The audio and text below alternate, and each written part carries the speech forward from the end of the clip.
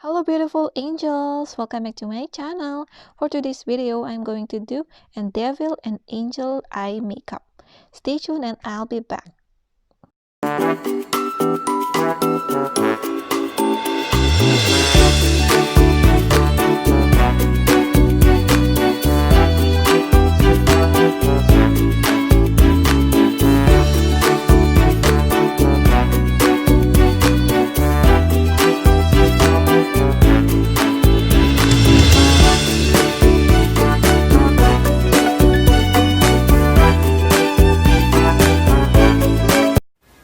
Before we start, please don't forget to subscribe and click the bell button on to get updated with my upcoming videos.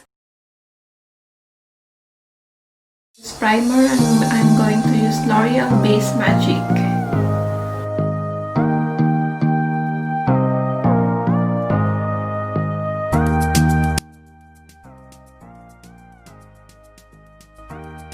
For my brows, I'm going to use Eye Magic E03 Medium Brown.